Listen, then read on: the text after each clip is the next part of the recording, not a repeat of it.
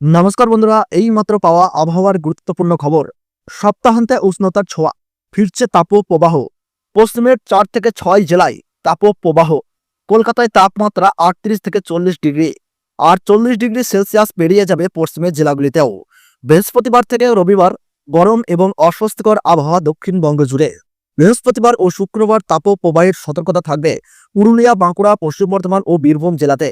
বৃহস্পতিবার থেকে রবিবারের মধ্যে 3 থেকে 5 ডিগ্রি সেলসিয়াস তাপমাত্রা বাড়তে পারে বলে ইঙ্গিত আবহাওয়া দপ্তরের। আগাম বর্ষার বার্তা মৌসুম ভবনের। নির্ধারিত দিনের 9 দিন আগেই আন্দামান নিকোবর দ্বীপপুঞ্জে দক্ষিণ পশ্চিম মৌসুমী বায়ু ঢুকবে। 13ই মে আন্দামান সাগর, দক্ষিণ পূর্ব বঙ্গোপসাগর এবং আন্দামান নিকোবর দ্বীপপুঞ্জে বর্ষা পৌঁছে যাবে বলে বার্তা দিয়েছে আবহাওয়া দপ্তর। এবার আরও অনেকটা আগেই বর্ষা ঢুকে পড়বে ভারতের দ্বীপপুঞ্জে।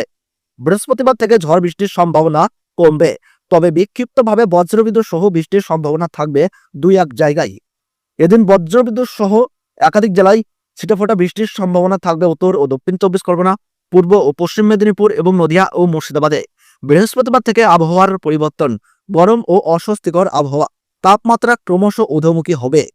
শুক্রবার থেকে রবিবারের মধ্যে 3 দিনে 3 থেকে 5 ডিগ্রি সেলসিয়াস তাপমাত্রা বাড়তে পারে বলে অনুমান আবহাওয়াবিদদের। উইকেন্ডে কলকাতার তাপমাত্রা 38 থেকে 40 ডিগ্রি এবং পশ্চিমের জেলাগুলির তাপমাত্রা 40 থেকে 45 ডিগ্রিতে পৌঁছতে পারে বলে অনুমান আবহাওয়া বিজ্ঞানীদের। বৃহস্পতিবার থেকে শনিবার গরমে অস্বস্তিকর আবহাওয়া দক্ষিণবঙ্গের সব জেলাতে। শুক্রবার ও শনিবার তাপপ্রবাহ পুরুলিয়া, বাঁকুড়া, পশ্চিম মেদিনীপুর, ঝাড়গ্রাম, পশ্চিম বর্ধমান এবং বীরভূম জেলাতে। বৃহস্পতিবার রাতে বজ্রবিদ্যুৎ সহ বৃষ্টির সম্ভাবনা দার্জিলিং থেকে মালদহ সব জেলাতে।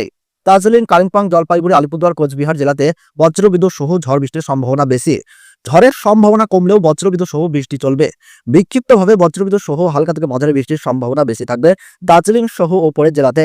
বজ্রবিদ্যুৎ সহ হালকা থেকে মাঝারি ধরনের 2-1 পশলা বৃষ্টি হতে পারে দার্জিলিং, কালিম্পং, আলিপুরদুয়ার, জলপাইগুড়ি, কোচবিহার এবং উত্তর দিনাজপুর জেলাতে।